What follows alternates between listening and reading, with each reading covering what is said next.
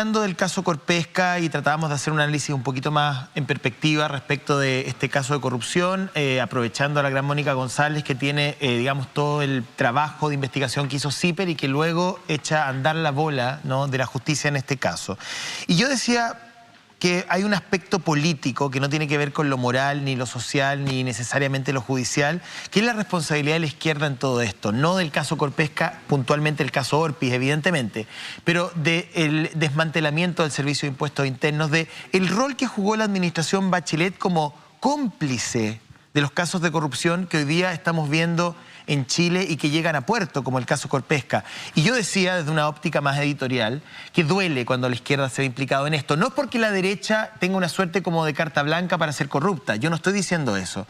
Pero hay ciertos valores que uno le asigna a la izquierda, y sobre todo a la izquierda en Chile, que tienen que ver con la resiliencia, que tienen que ver con la lucha social, que tienen que ver con la lucha de los trabajadores, que tienen que ver con la igualdad, y que han servido electoralmente a la izquierda y que han sido funcionales a sus intereses y que se van al tacho de la basura cuando la administración Bachelet inicia una operación de desmantelamiento del Servicio de Impuestos Internos. Entonces, me gustaría conocer cuál es su mirada en perspectiva, cuál es la responsabilidad que tiene la izquierda chilena en todo esto, Fuachay.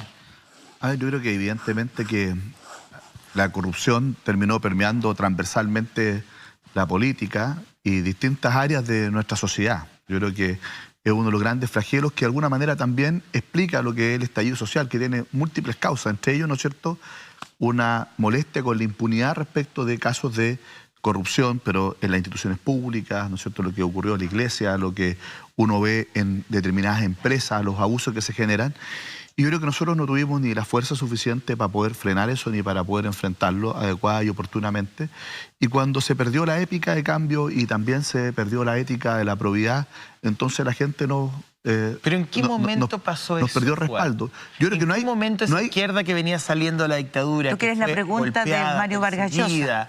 Esa izquierda por la que muchos votamos con mucha confianza y llenos de esperanza, se volvió una izquierda corrupta, o al menos parte de ella. ¿En qué momento? Yo creo que nadie podría determinar un momento preciso. Lo que sí te puedo señalar es que efectivamente esto en algún momento ya aparece, surge con mucha fuerza, pero yo quiero valorar algo, y a propósito de lo que tú dices de la presidenta Bachelet, por ejemplo, se impulsa un proyecto, a propósito de lo que decía Mónica recién, sobre el tema de las penas, ¿no es cierto?, de delitos como el soborno y el cohecho, la corrupción entre particulares, donde se impulsa, por ejemplo, una agenda muy fuerte que aborda el tema no solo del financiamiento de la actividad política, donde se transparenta de una buena vez, donde se aumentan las penas al financiamiento ilegal, sino que se aumentan de manera muy significativa las penas. Si estos mismos hechos hubiesen ocurrido después de la publicación de la nueva ley, las penas que hubiese recibido, por ejemplo, Jaime Orpis y Martí Sassi, hubiesen sido mucho más altas. ¿Por qué?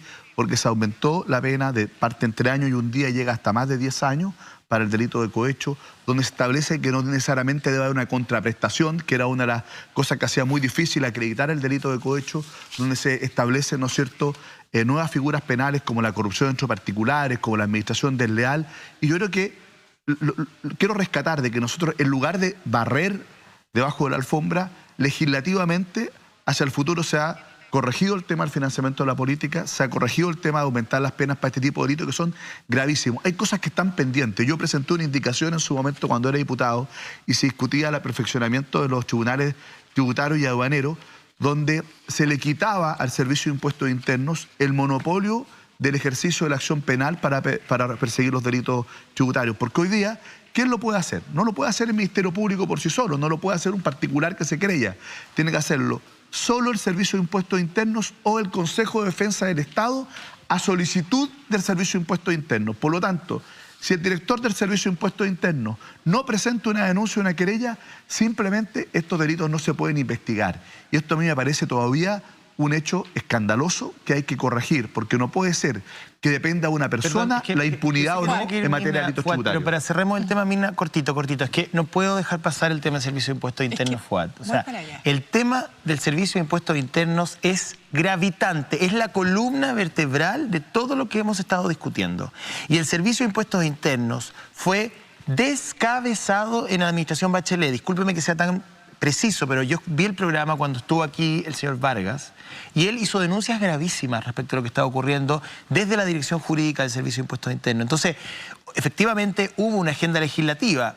La pregunta es, ¿les quedaba otra alternativa? No, era el único camino posible. O sea, ¿qué menos iba a hacer la clase política que legislar en función de la prioridad? ¿Pero por qué no se aprueba ese proyecto? Se aprobó. Está aprobado el 2018. No, el otro. Al otro, que la indicación que presenté yo, se rechazó en la comisión en su momento. Yo presenté esa indicación, se rechazó.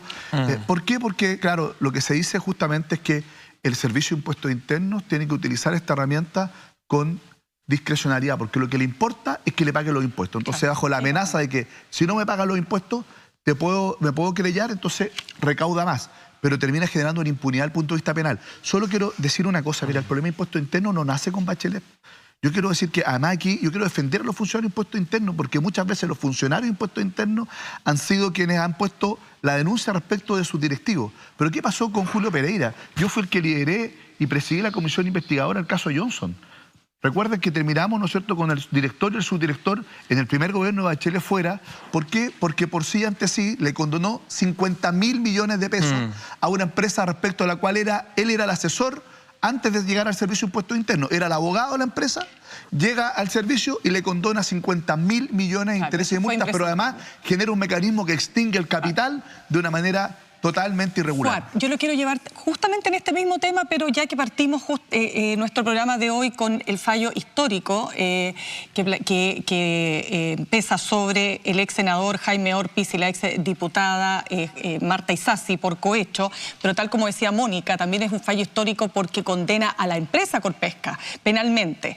Pero yo quiero preguntarle lo siguiente, guardando completamente las proporciones, pero otros parlamentarios no recibieron sanción precisamente por emitir boletas ideológicamente falsas a través de testaferros, por lo que estamos conversando, porque el Servicio de Impuestos Internos no se querelló, ¿verdad? En otros países eso no ocurriría, pero en Chile, para que el Ministerio Público pueda operar, tiene que tener la querella del Servicio de Impuestos Internos en este caso. Y uno de esos parlamentarios es un senador de su partido, Jorge Pizarro, quien fue formalizado por delito tributario, pero como no se querelló el Servicio de Impuestos Internos, bien, el caso finalmente no prosperó y quedó, digamos, libre de toda culpa.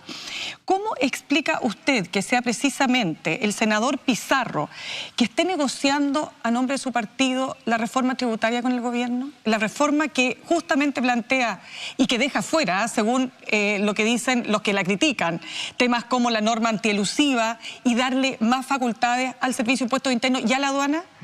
Mira, lo primero que quiero señalar es que el senador Pizarro hace mucho tiempo que tiene su militancia suspendida en la democracia cristiana y por lo tanto él no está negociando a nombre de nuestro partido. O sea, él no está... Él es miembro de la Comisión de Hacienda del Senado, pero no negocia a nombre del partido. ¿Pero él es miembro del partido todavía? No, tiene su militancia suspendida. ¿A razón de? Justamente a razón de estas investigaciones que se han generado. Yo quiero recordar simplemente que cuando yo era primer vicepresidente del partido, resulté elegido y aparecieron esta información, yo renuncié a asumir en esa mesa y renuncié a mi primera vicepresidencia del partido porque me parecía que había que dar una señal muy clara respecto a este hecho. Por lo tanto, no solo esto tiene que ver con las declaraciones, sino que con las actitudes. Y por lo tanto, si el senador Pizarro está en la Comisión de Hacienda y por lo tanto forma parte de la discusión tributaria, pero no está en representación de la democracia cristiana. Pero hubo una cocina acá, como se habla de la cocina 2, que precisamente apunta a lo que yo les señalaba, quitarle fuerza al Servicio de Impuestos Internos en términos de su rol fiscalizador, porque el recaudador ya, está bien, pero es que aquí lo que se necesita es un rol que realmente ponga el acento y con ojos, uñas y dientes establezca todo lo que tiene que establecer. ¿Para qué? Para evitar la corrupción. Entonces yo le quiero preguntar, porque más allá que usted diga que no está militando, que está suspendido, para usted, una situación como la ocurrida con el senador Jorge Pizarro, quisiera preguntarle, ¿es para usted una persona que no debiera volver al Partido Demócrata Cristiano? Bueno, yo creo que no tengo ninguna duda que mientras yo esté presidente del partido, dudo que él tome la decisión incluso de volver al partido. ¿Y si quisiera volver? Pero más allá de eso, lo que yo le quiero señalar es que nosotros, al menos dentro del partido, una de las cosas que planteamos y que logramos, por ejemplo, la discusión de la reforma tributaria, y estoy hablando no de lo que hace el señor Pizarro, de lo que planteó la democracia cristiana, es fortalecer, por ejemplo, la norma general antielusión. La norma general antielusión, que es uno de los mecanismos que se logró introducir en la reforma tributaria de la presidenta Bachelet, tiene que ser fortalecida, logramos mejorarla, pero hay un aspecto en el cual no hemos logrado el consenso. En todas partes del mundo, cuando existe una norma general antielusión, esta no tiene que ser una herramienta que tenga que pasar por los tribunales, porque hace que sea demasiado lento, sino que es una herramienta de la administración tributaria, o sea, en este caso, del Servicio de Impuestos Internos, que pueda aplicar esta norma general antielusión para poder no solo abordar el tema de los delitos tributarios, que a mi juicio hay que cambiar completamente. Primero, el hecho de que dependa solo el director de Impuestos Internos. En segundo lugar, creo que Impuestos Internos tiene que tener un cuerpo colegiado que decida, por ejemplo, temas tan sensibles como las condonaciones. No puede ser una persona que decida cuándo aplicar una condonación de intereses y multa. Eso, a mi juicio, tiene que cambiar definitivamente. Hay que modificar el gobierno corporativo del Servicio de Impuestos Internos y tenemos que darle la fuerza para que pueda aplicar normas generales antielusión, para poder evitar, ¿no es cierto?, que, por ejemplo, sigan utilizando un conjunto de triquiñuelas a través de paraísos fiscales donde sale la plata, después vuelve, abuso, digamos, de las exenciones tributarias para pagar menos impuestos. Yo creo que eso es algo que indudablemente tenemos que fortalecer, y no solo en impuestos internos, también en aduana.